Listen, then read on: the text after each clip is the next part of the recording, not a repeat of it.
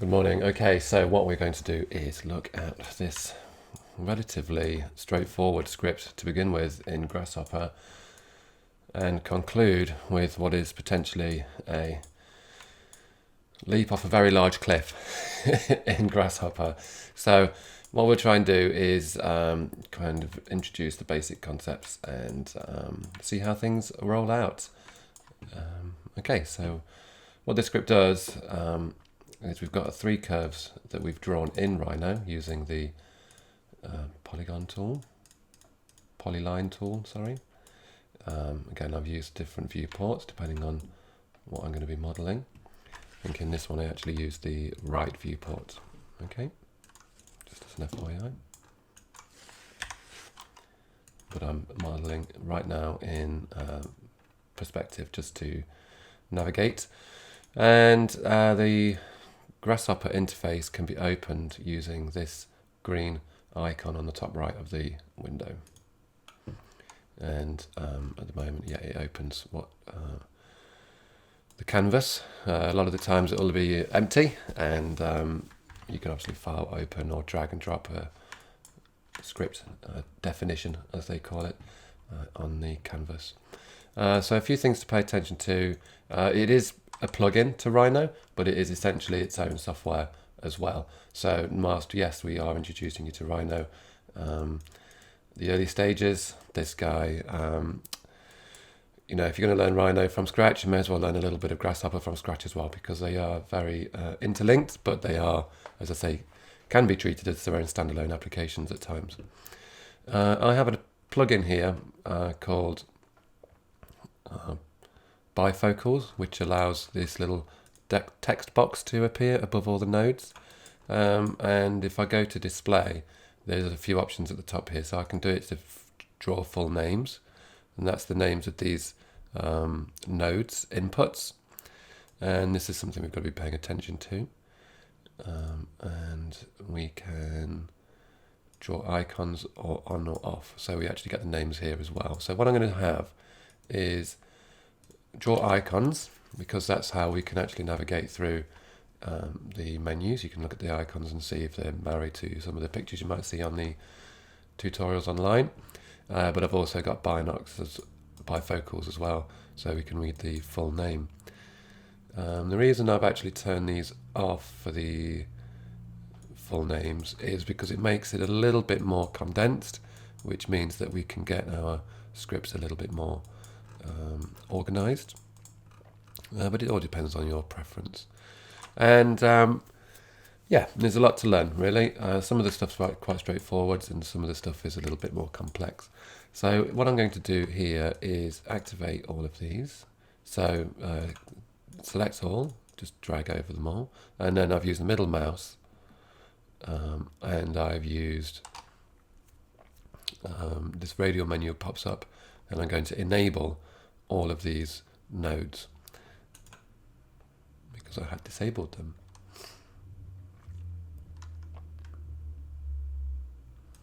And nothing seems to have happened, so I'm going to select them all again, middle mouse, and I'm going to do the preview here. Okay, and then the script has essentially turned on. Okay, so the slight trouble here is that my green background is the same as the Grasshopper. So what I'm going to choose instead is a blue colour. Is that not working? Okay. All right, so the way that this is open as well is worth pointing out. Depending on your screen real estate, I generally work in perspective. I think that's quite a common approach when you're working in Grasshopper, to model and view the object in perspective, but you do have the tabs on the bottom to scroll through the different views when needed. That said, the view doesn't actually need to be that big, because this is just a viewport. The actual work happens inside this canvas, and it's like a flow diagram essentially. It starts left and goes to the right 99.9% of the time. Everything exits out of the right of a node and enters in the left hand side of a node. So you can obviously have these objects around the canvas, but you'll see even then, you know, this comes out to the left and the right. So that means that a lot of your scripts can end up being quite long and narrow. So maybe you have it like that because, again, maybe you've got a window over here which has got your tutorial or another window open on the top, so you can actually navigate around and see what's going down there. So for the points of this exercise, I will probably have it as large as possible just so you can see it on the screen. Okay, like so. So now I've activated all of these using middle mouse and enable, and I did the preview, middle mouse and preview. This script is now activated, and as you can see, when I select nodes, the objects themselves go green on the Rhino viewport, and this essentially layers all the components in Rhino together. So last week we looked at lofting curves, and we did all of the commands inside the command line, didn't we? So we drew the curves, we positioned them, we scaled them, we rotated them, we lofted them, and all those kind of tricks. Now, what this software does essentially is, instead of just typing the commands in and letting them run and moving on, we actually drop those commands onto the canvas. So here you can see I've got a loft node, and I think you can do that in the surface tab, freeform. There should be somewhere in here. Loft, yeah. Oh, we've also got sweep 1 and sweep 2, for example. We've even got extrude. So we've got all those tools that we have in Rhino and a lot more. So to get them off the tab here, you just click on the node loft and drop it on. And what that's going to do is, I've selected that now. It's quite hidden underneath all of this other stuff. And you just kind of throw all these down on the canvas and you start connecting them up to create your geometry, which is a little bit different to Rhino, whereas Rhino you type the commands in and then that's it, they've gone forever. This now you can see all of the commands essentially, all these guys, think of them as commands or tools, and they're all connected together. And the thing that allows why this is so powerful is that we can actually modify these objects on the fly.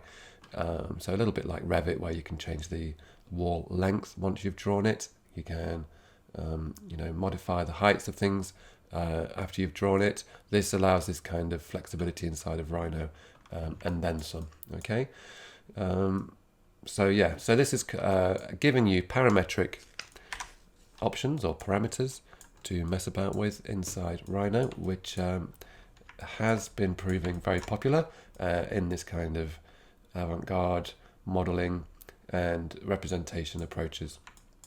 So what this script does after this is it takes our curves, it makes a loft, and it's going to create our sliced model that we can use for laser cutting. So what I'm going to do here is just hide the bounding box. In fact, a lot of this stuff can be hidden.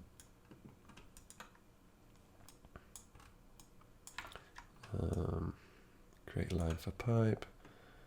Yeah, I do want to see that. I do want the extrude. But I don't need this bounding box over here. That one. So I can just hide all the stuff you don't need to see, because really I just want this geometry to be able to be explored. So what is different to this software to Rhino, or should I say the approach to this software compared to Rhino, is we do have flexibility on our objects. So when we were playing around with the lofting last week, we created our curves, as I'll do here. I'll do a copy, and I can loft in Rhino. I think I've got the directions wrong here. Yep, so I need to align those curves.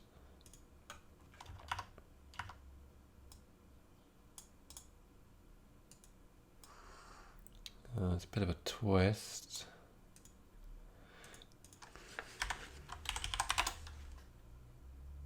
So the problem here is when you do rotate the objects. Yeah, so I can't quite figure out what's going on here, but no problem, I'll just rotate it and it will automatically update. No, there's no update.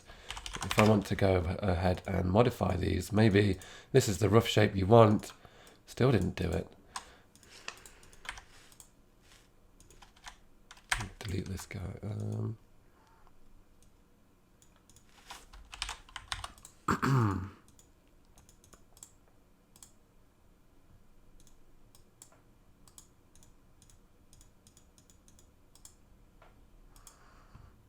Okay, that's a bit more like it. I've got this fantastic, lofted geometry there. Okay, maybe I want to get this aperture and scale it. Oh, nothing actually updated. That's a bit of a shame. I guess I'll delete that and loft it again.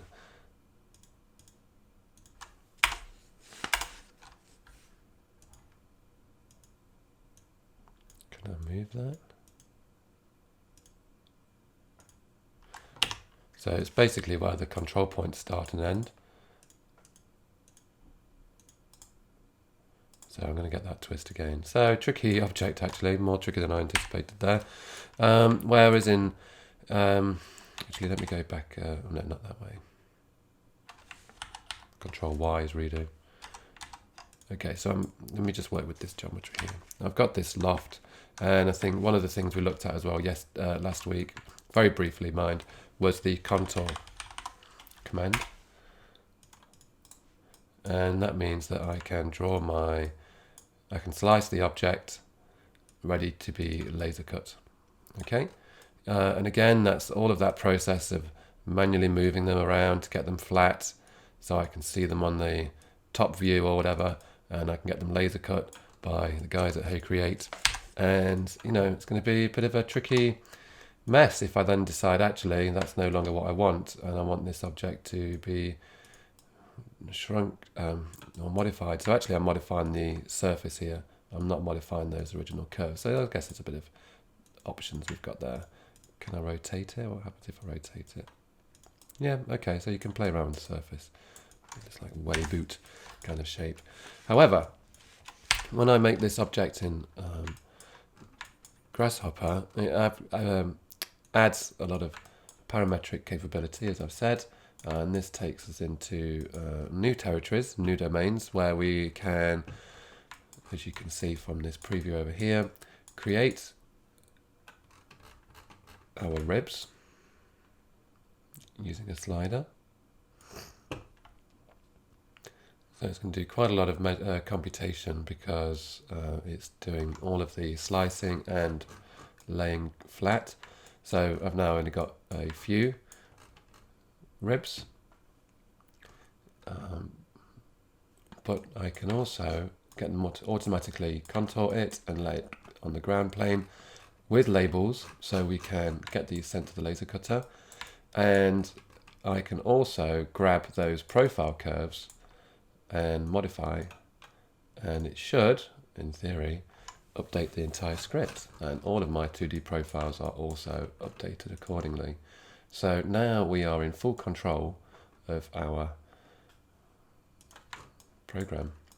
The grid will automatically adjust, so no objects intersect, in theory, although I do have a little glitch here where the first object will not rotate manually, automatically, so I'll have to go in there and rotate that around, and I'm not entirely sure why that is the case. I think we can do some cool stuff here. I've also got in here a pipe.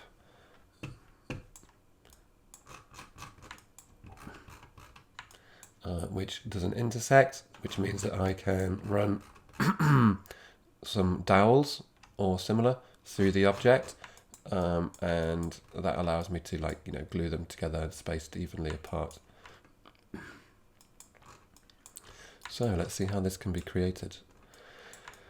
Let me see if I can even model this again for the basic level from scratch. So we've got curves from Rhino, we've got lofts. We're going to encapsulate the loft in a box.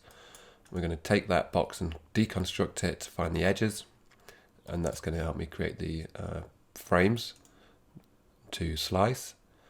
And then what's this one? B-rep plane. Okay, so this is otherwise known as a section or a contour. And then we're going to extrude those profiles. I'm going to find the edges, and we're going to do a couple of operations in order to extrude and move the objects so they actually extrude both sides from the profile curve. And we're going to make this point in order to create our pipe that runs through the object. So some of these things might be optional depending on what you actually want to prepare for the file. And then a lot of this is about the grid, and it does get a little bit more complex here. So again, depending on what your options are for the project or your work, you might not want to delve in here, but this will help you for many programs. So depending on you can, if you need to make a grid and put your shapes on it, you can just copy that out, drop it in a new program, and it will do the magic for you, assuming you've got those profiles already. So yeah, very useful components there. So let's see if I can save these, and I'll make a new canvas, and here we go. So as I did before, I'm going to go in the right hand side.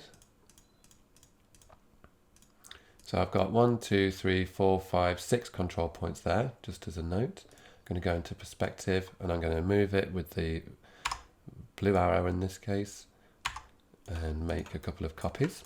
You can make as many copies as you need. And I'm going to scale in a few different axes. And even here, depending on what you want to create really. So I think when I modeled this, I kind of envisaged it being the first one, like a bench or a seating object. So that might mean that in this right viewport, we grab these objects, kind of get them on the same ZX, maybe flatten the base off a bit here. That's not too bad anyway. Okay, so kind of got this flat base and got these quite exciting curves at the top. And in here, I'm going to right click to pan, scroll to zoom, and right click in Rhino to orbit. A few options here. We've got, again, the option I prefer is to press the space bar and you get this dialog box, or you can double click and you get the dialog box, and I'm going to type in curves. And there's a few different types of geometry classes in Grasshopper. So the first one that I've chosen, curve, maybe if I go through these menus at the top, it'll explain it. I've got this one here called parameters. And if you go to the first option, geometry, this will actually grab geometry that you've made in Rhino and bring it into Grasshopper. So I've got curve. If you've made planes, you can grab a plane. If you've got an organic surface or any kind of collection of surfaces, in Rhino they're called polysurfaces. In Grasshopper they're called B-reps. Okay, so some people call them breps or B-reps. But we do have in Rhino 7 the sub-D. You can bring in individual surfaces, or you can bring in specific points. So this is where you bring Rhino geometry from Rhino into Grasshopper using these nodes. We've got panels, which can be quite useful, and these will give you readouts of objects. And we've got all sorts of things we can play around with, which we'll get to eventually, I'm sure. A lot of this is numbers based and math, so if you're a maths person, then you should be okay with this software. For me, this is something that I'm learning over and over again every day, about lists and numbers and additions and multiplications and square roots and all these really exciting things that I thought I'd never have to really worry about ever again. You can create random grids of points. You can create curves. You can analyze and divide curves. You can create surfaces. You can break them down. Lots of things that you might want to explore. And yeah, to grab these things, you just drop them on the canvas click once and drop. Okay, select them and delete them. So a couple of things we've got to pay attention to here as well is that curve is currently orange. You've got a menu here in the top right corner. Failed to collect any data. So I need to right click on that node and navigate to multiple curves. Select or one curve or multiple curves, depending on your option. So for me today, I've got 3 curves. I'm going to choose multiple curves. Grasshopper will disappear. In Rhino, it's asking for me to select the curves to reference. 1, 2, 3, and then enter. And you'll see that my curve node is now grey. If I select it, my preview in Rhino goes green. So what I can do now actually is select these objects and hide them.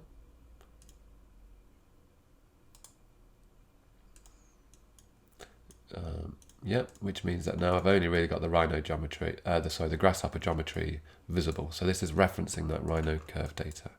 Obviously, if I want to go and select and modify those curves, that's not going to be possible until I review them again. So to get this to actually be a lofted surface, again, I could type spacebar and then loft, or I can go to surface freeform loft. And you might know the name of the command. Great, if you do, try it out and see if it's there. Otherwise, by searching the web for a hit. And let's see what options we've got. So the final option is the resulted loft surface. So that's what we will get. We will get a lofted surface. The error is C, failed to collect data. So C is curves. Okay, selection of curves. So, section curves. So they are my curves. I've already referenced them in. Let's see what happens when I click and drag and drop that on. Holy moly, that was quick. Options here. Oh, what does that mean? Click it once. Options, loft. Okay, so if I right click, I can do loft options. So I can do a closed loft. Let's see what that looks like. Oh, it's kind of gone in on itself. Tubey. Or I can change, because I think we looked at loft options, didn't we, in Rhino, where we could do straight lines and loose and things like that. So if I do loose, unfortunately it doesn't give you a little preview.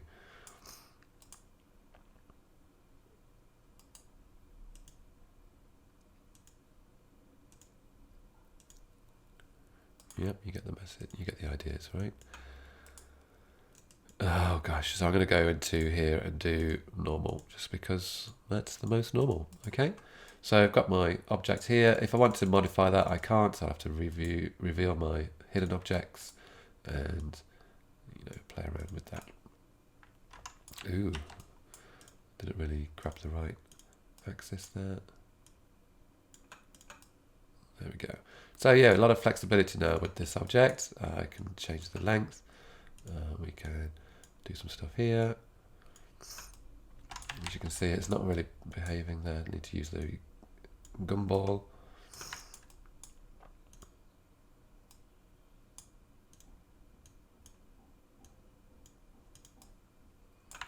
Okay, so yeah, we get a little bit more creative freedom, if you will, compared to possibly just playing around in Rhino, because now we actually get to modify this in real time and go, yeah, that looks not too bad.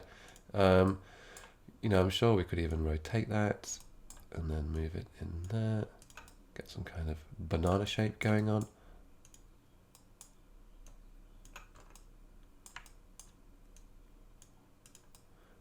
So that's all on the axis. I wonder if I can bring this up. Yeah, look at that.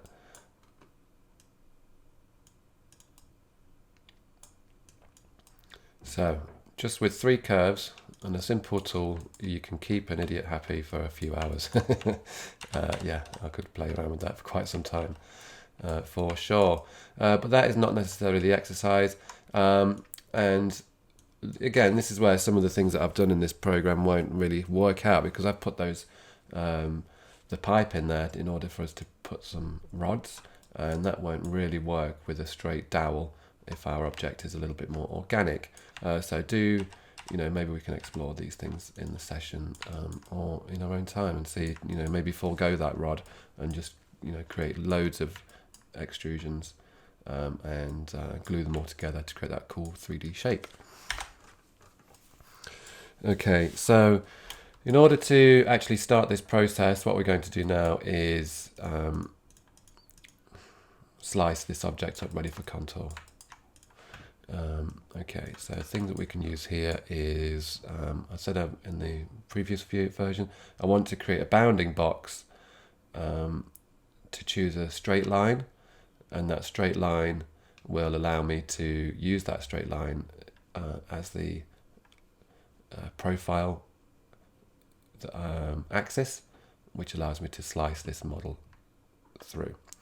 So you could probably do quite some organic profile cuts actually, thinking about it, but maybe we can explore these things after the main event has happened, as it were. So let's see, so is it surface analysis? Is there a bounding box in here? I know there's a bounding box command, but I'm not entirely sure where that might be found. So what I'm going to do is press spacebar and do bounding box, and there it is. Okay, so if I want to know where this thing actually lives, I can press Control Alt and click, and that is in surface primitive. Okay, and it gives me those cool little diagrams there, and it will actually navigate. So if I was on display, for example, and I did Control Alt click, it will actually take me to the surface that I need to go. So this gives me ultimately an aligned bounding box in world coordinates and an aligned bounding box in plane coordinates. That's a bit fancy. I'm going to use the top one, I think, and the first thing it needs is the geometry to contain, and then the plane. So currently, if you hover over the plane, it says it's already got the XY plane. So I'm going to have to just, well, I'm not going to have to, I choose to leave that empty. The geometry to contain will be the loft. Oh, and I need that bifocals on, don't I? There we go. So now I've got bifocals on, you can see. And because I've used this type of node, I can actually get these really bunched together. So now you can see I've got my bounding box, which is going to encapsulate the geometry. And what I'm going to do is do the contour, the slicers, and I'm going to use this edge here as the rail, as the profile edge. So what I can do is if I get the tool, which is called Perp Frame, which again could be in, I've got no idea where it could be. Solve the perpendicular frame, or is it this one? Perp Frames. Generate a number of equally spaced perpendicular frames along a curve. Where is this located? That is in curve and perp frames. Sorry, curve division. So I suppose what it's going to do is it's going to use this edge line here. It's going to slice it however many times I need, and then it's going to put a plane or a frame on it. You'll see that here in a sec. So curve to divide,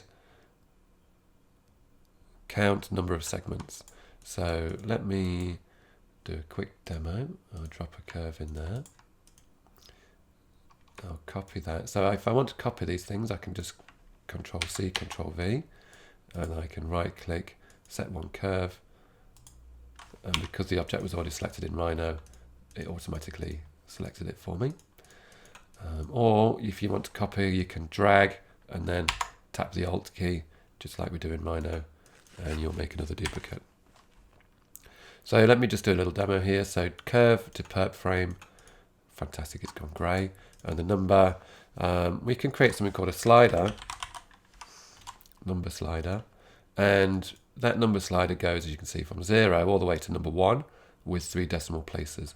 But if you want to change that, you have to right click on it, values, and change these numbers here, and you can scroll or you can double click and you can type the max number is 100, and it's a bit long-winded because you have to hit all the right nodes and confirm it. So what you can do instead is spacebar and do 100 and just press enter, and you'll get a slider from 0 to 100. Or you can do 10, and you'll get a slider from 0 to 10. Or you could do 1 and you'll get a slider from 0 to 1. Or you could do 11 and you'll get a slider to 100. Okay, depending on what geometry, what numbers you need. You could do, so they are integers, so whole numbers. You could do floating points, which are decimal. So you could do 10.000, and you're going to get 0 to 10 with 3 floating points. You could do 11.00. That's going to go to 100 with 3 floating points. You could do, what do you do?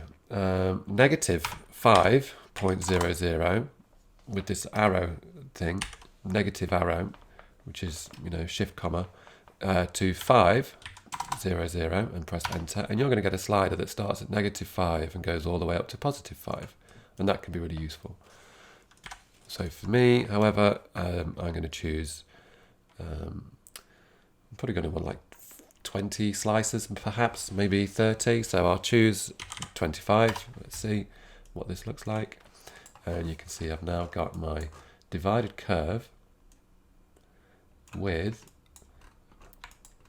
planes on the XY. What options here? Align. Okay, yeah. So yeah, so this is what we're going to do, but we need to get the edge of this box, and we can't do that with this box because it says the conversion failed from a box to a curve. So we need to extract the curve from this box. I'll keep that slider. And we extract the curves using a list item. So the way that Grasshopper works is with lists and sets of numbers. So if you go to sets, list, we've got one of the first one here is the list item. So it's a very common command here. And this list item is going to give us an item at the index. Okay? Bear with. So we've got the list. If you hover over box, you've got one defined box. And I'm going to drop that in here. And now we've got one box. Pretty sure this is going to work. And what we're going to do now is, oh no, this is wrong. We need to extract the edges, okay, of this object. So at the moment it's just a box. We need to deconstruct this box. So perhaps this is in surface analysis. Well, look, we can deconstruct box into its constituent parts, or we could even grab the edges, B-rep edges. So what I might do, there should be a deconstruct B-rep as well somewhere. Deconstruct B-rep into its constituent parts. So there's a couple of options here for us to grab the constituent parts. I'm going to choose deconstruct B-rep because it's possibly the most common. I'm going to drop that in there. And it's gone grey, which is fantastic.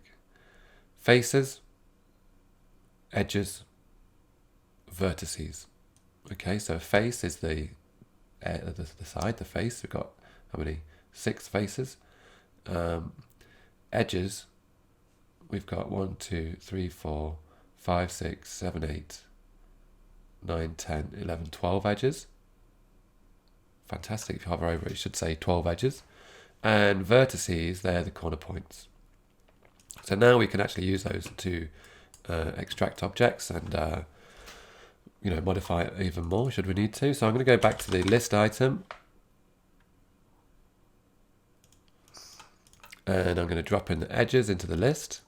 So now if I hover over that, we've got 12 lines like curves.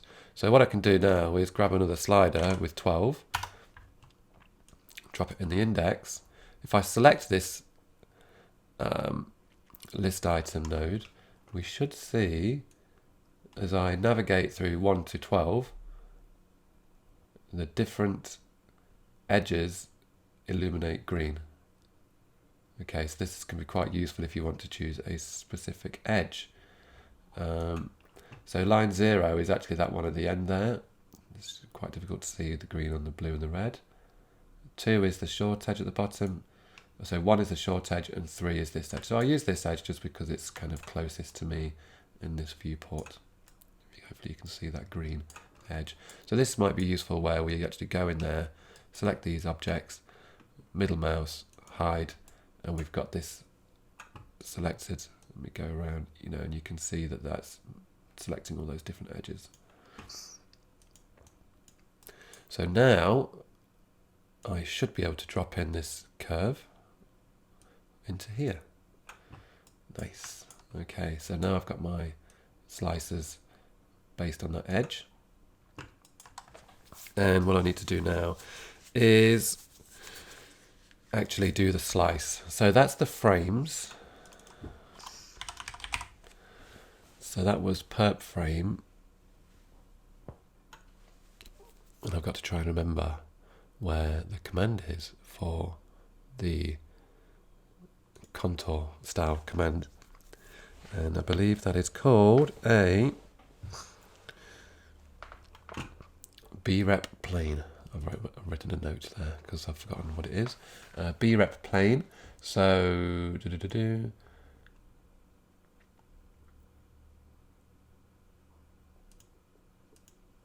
where could it be?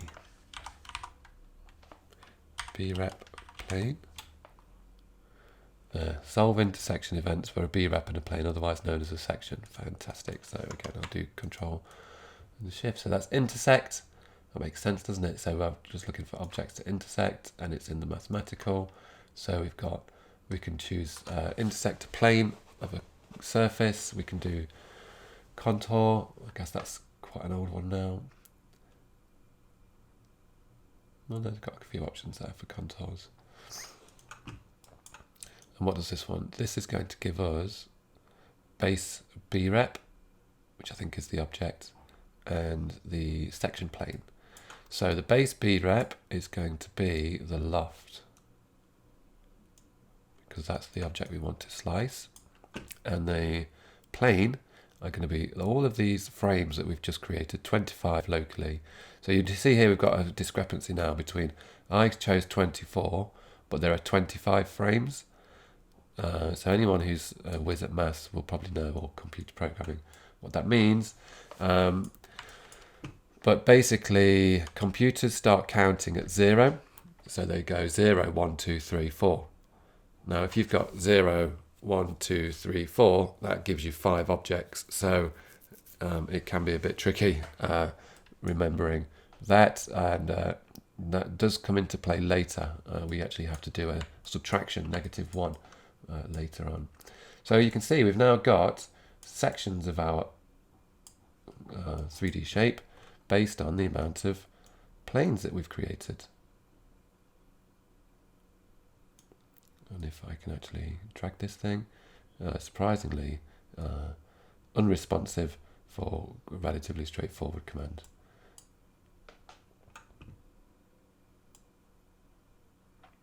Okay, so we can add more and more resolution. And again, these are going to be our profiles that we might choose to laser cut in the card, or maybe you've made some materials yourself off the Material website and you're going to be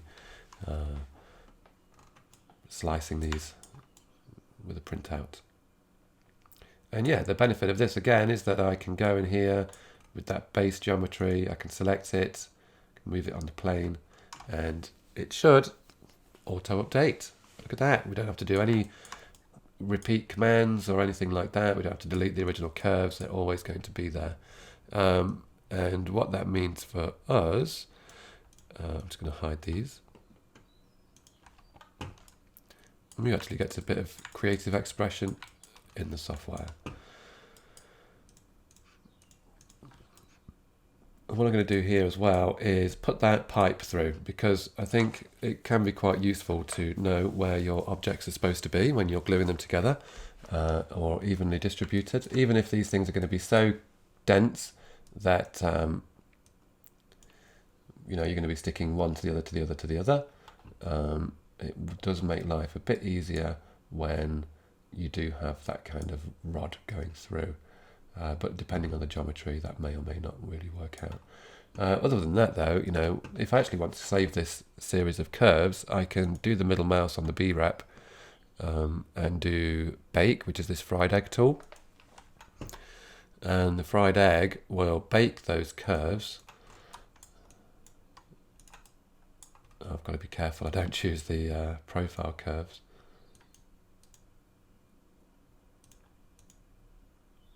Okay, so maybe a bit. I'll undo the bake. I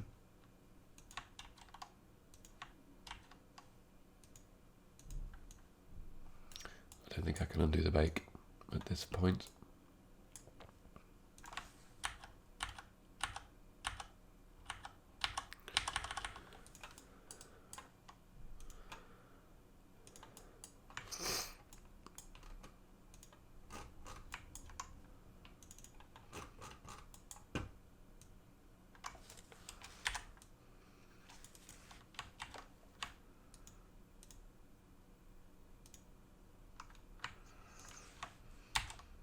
Okay, so it's Control Z in Rhino.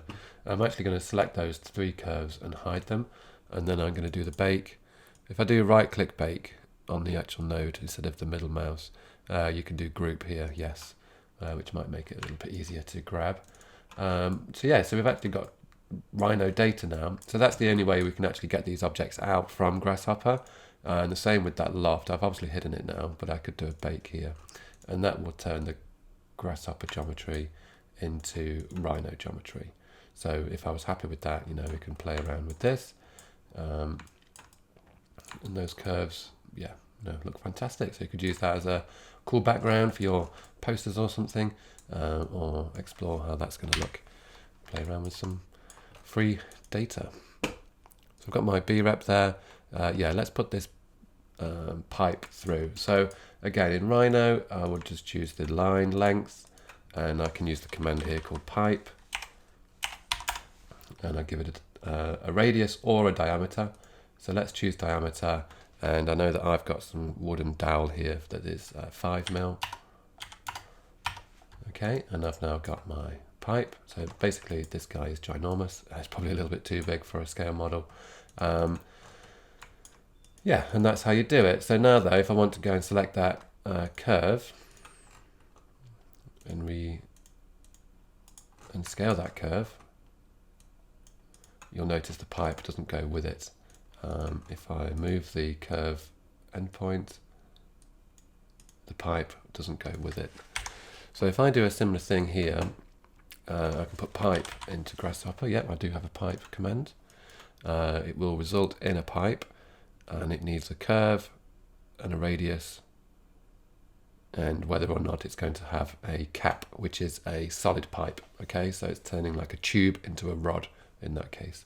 So pipe curve, what I can do, well, I need to draw the curve first, don't I? So how am I going to get a curve here? How am I going to get a curve there? So I need to get a line, and the line I'm going to use is under curve. There's a few different types we can use. Primitive, we could use a straight up line, a line between 2 points. So if you know the points, then that's really easy. You can do that. But I don't necessarily know my object. But I do know that I will put a start position in, and I will know the direction, because the direction is going to be the XY axis, or whatever it is, X axis, and the length is going to be as long as my model. So I'm actually going to use this start distance length line. So there's loads of lines, and again, sometimes a bit of experimenting, or again, depending on what, no doubt, tutorials we end up watching. So the start line point,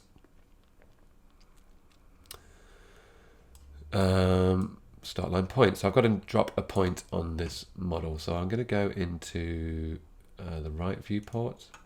I'm going to choose point, and I'm going to drop it in the center of my profile. And I'm going to go to parameter, geometry, point. And I'm going to right click on the point, set one point. I'm going to select the point I've just made in Rhino, and I'm going to drop that into the start of my line. And go back to perspective. Okay, so there's a slight problem here, and that is that those curves that I've made don't actually start on the correct place. So I'm going to move my geometry. So maybe yours is okay. What I need mine to do is actually start the Rhino profiles that I drew. Should really be starting from that point here. The only difference it's going to make is that it needs to be on the stupid.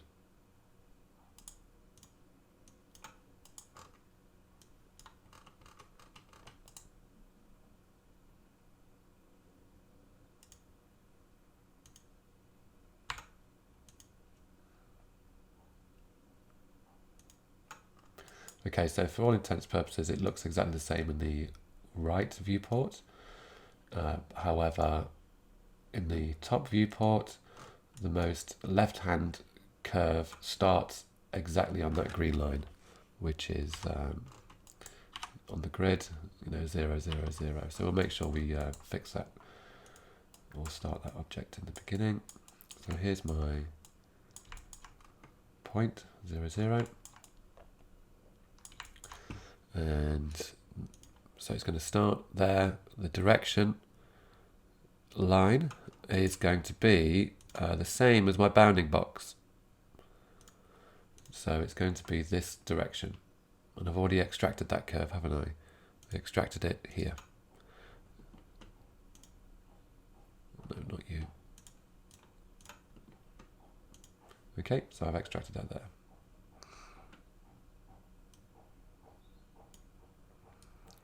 And now I've got my alignment in the right place. What we can see is, yeah, it's actually list item 0.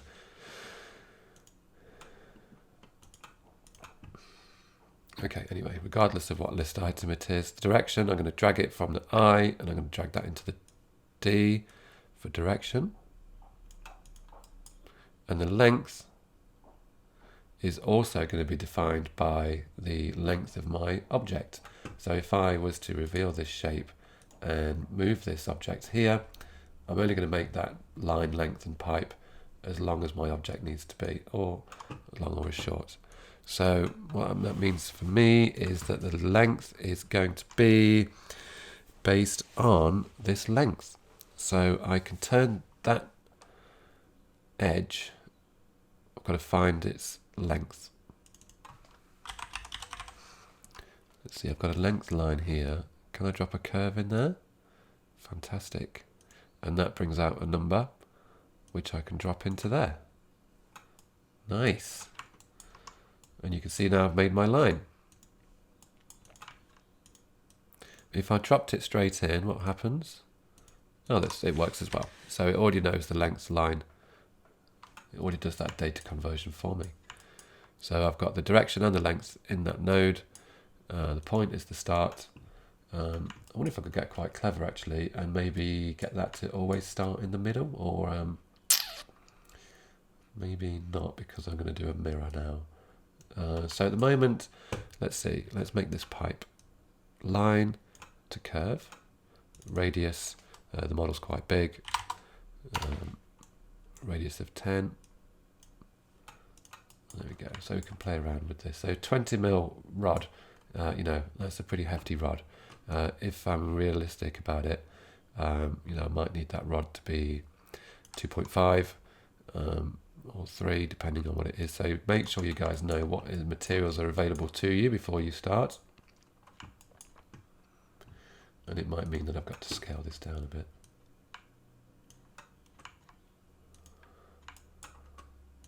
Or quite a lot.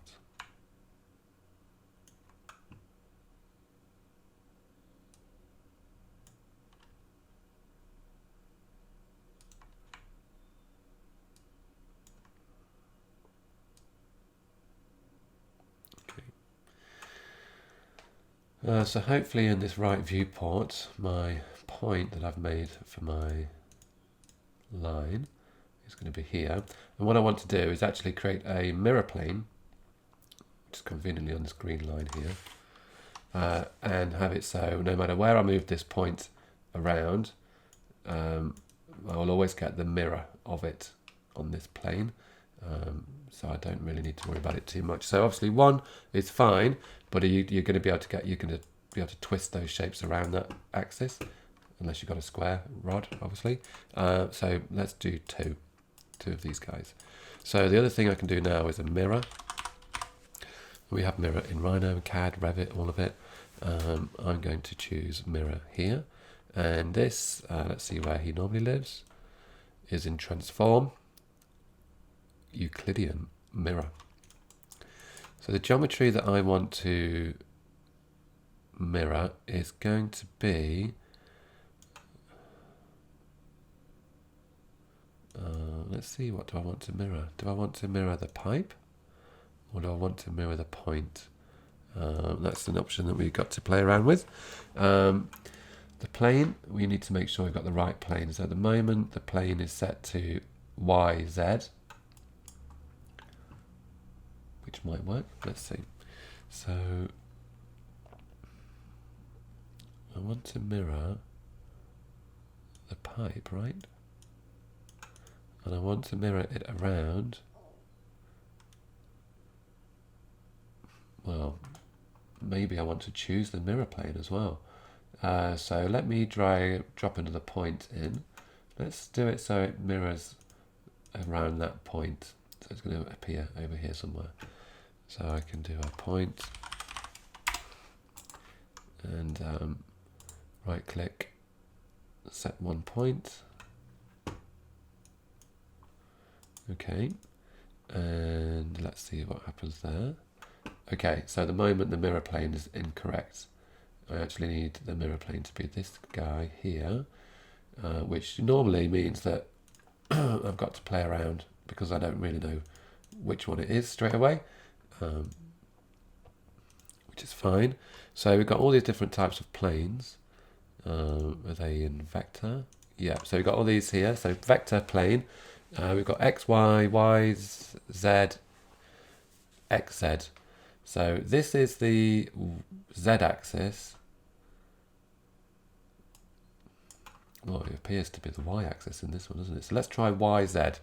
Let's see what that looks like.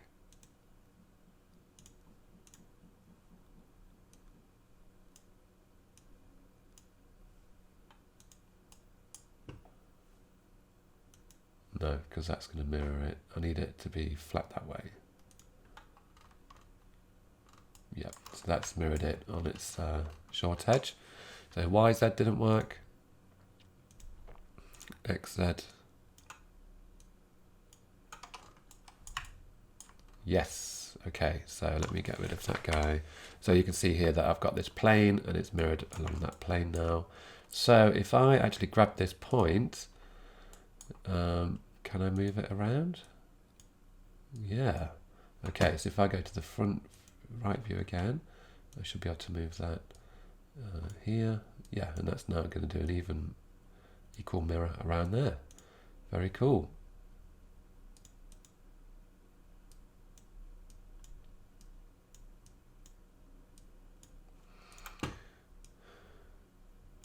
So that might be useful.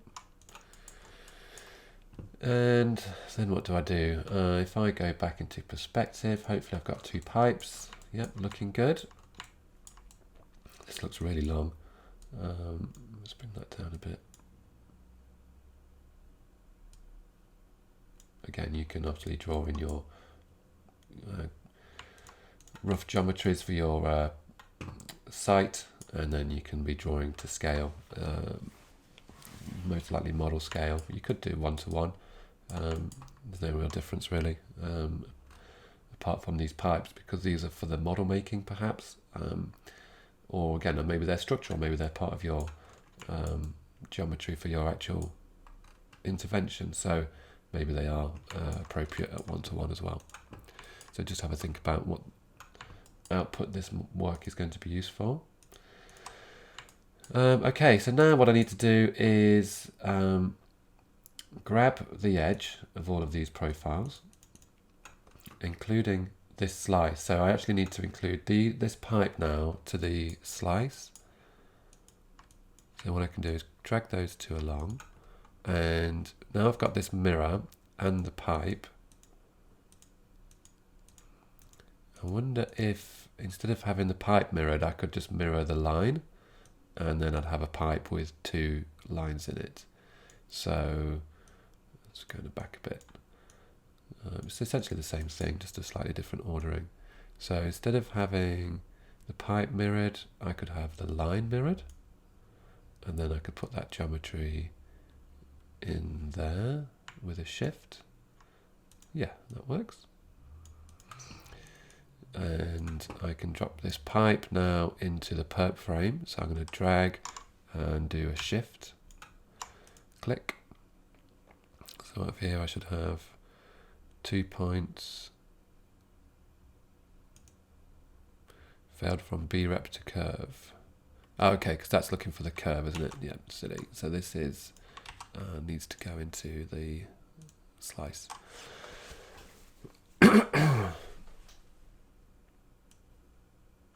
Shift.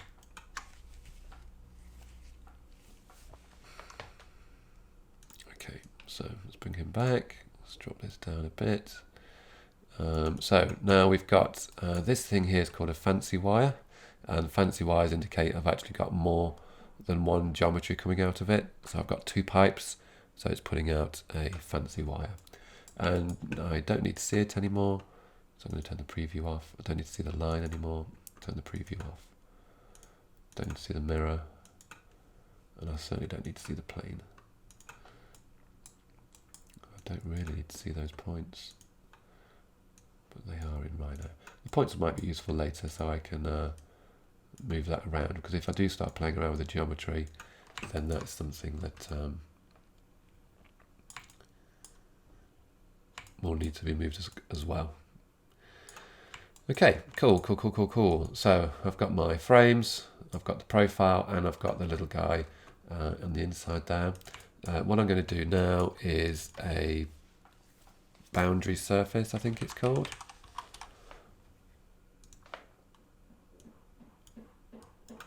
And hopefully we should just have the extent of those boundary surfaces.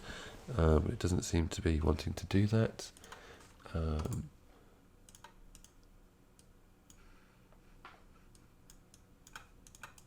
So it's seeing all these boundaries as the surface.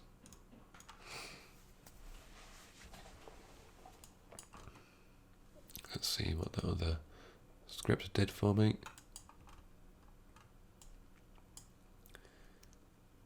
Yeah, so it was the curve into the boundary. Yep, well, let's see what happens there then. Aha, it says unnamed, so let's save this out as a new file.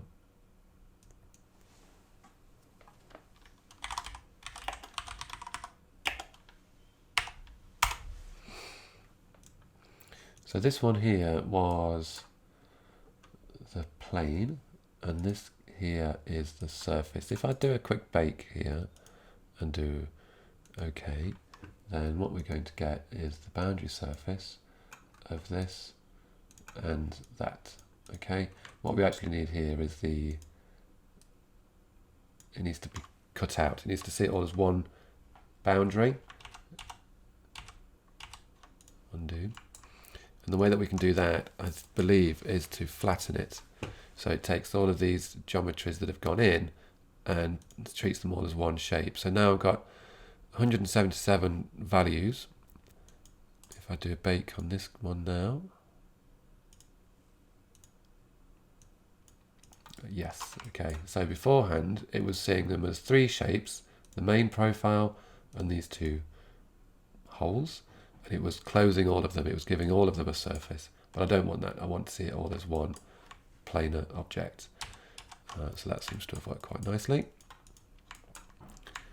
And what I'm going to do here is represent our thickness for our model. Okay, so the easiest thing we can do here to visualize that is extrude.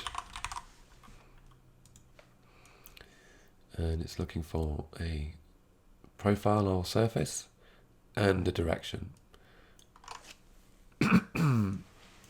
So there's that. It's still orange because it doesn't quite know what's going on. Hopefully that's not It's just because of the direction. So the direction we want to go is this way, which is, what did we determine? YZ, I think, wasn't it? So I can go to vector, and I think it might be X. So I'm going to go along the X direction. Yes, it's gone grey.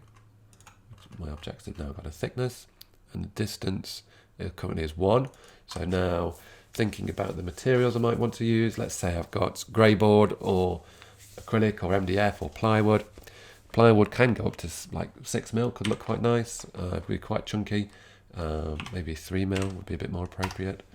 But again, you've got grey boards and things which are at like 1.2 for mount board, so we do need 3.00 for those decimal places. So if I extrude that at 3, then that's what it's going to look like. Okay, and I can probably turn that pipe back on. And that is what we are going to get once we've laser cut and put the dowel through.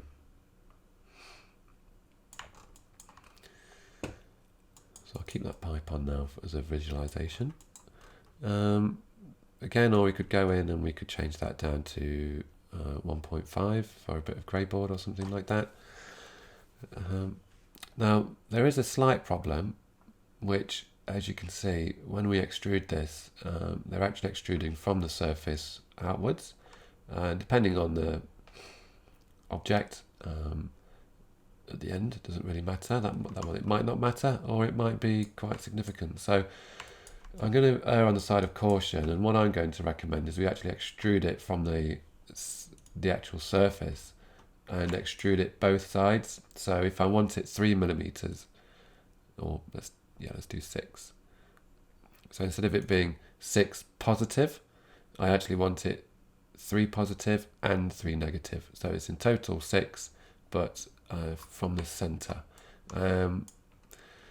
Because that's where we sliced. So we did the slices from the center, and that's going to be a problem perhaps when we get to these end points. It might not, but it might. So the way that we can do that is I can move.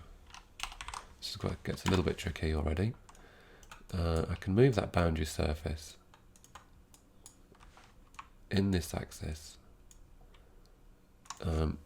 Well, the long way around would be to move it there and move it there, and every time I move it 6, I'm going to have to move it 3.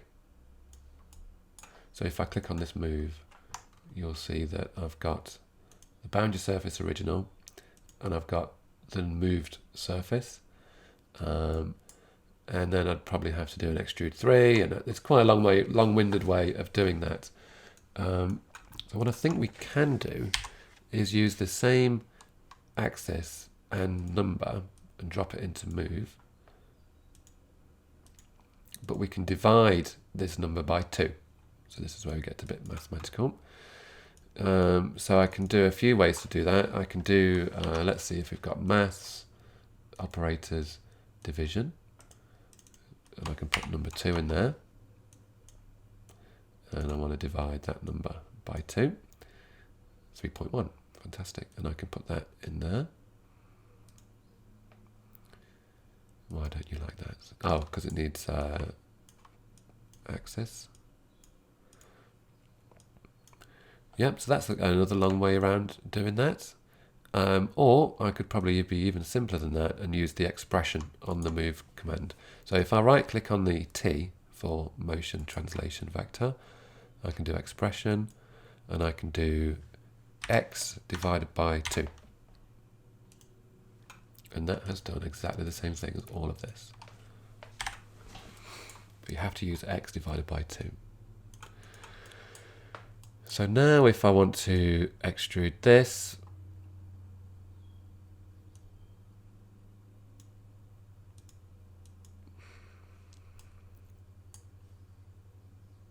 what we do in order to get it to extrude both sides is do the expression on the extrude distance, and this is going to be, oops, negative x. So now we can extrude both sides, and the total length will still be what this value is. So if I've got a 6mm material, it will extrude it from the center. So just make sure that that's clear. This is, you can do what's called a scribble. This is x divided by 2. And this is negative x. Oh no.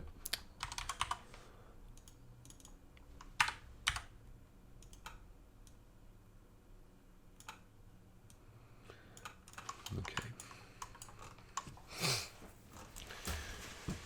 That's quite tidy little script. And then what do we need to do? We need to lay them all flat, essentially, which I think is the next round. So for now, that's going to do a pretty good job of us visualizing this object and getting it sliced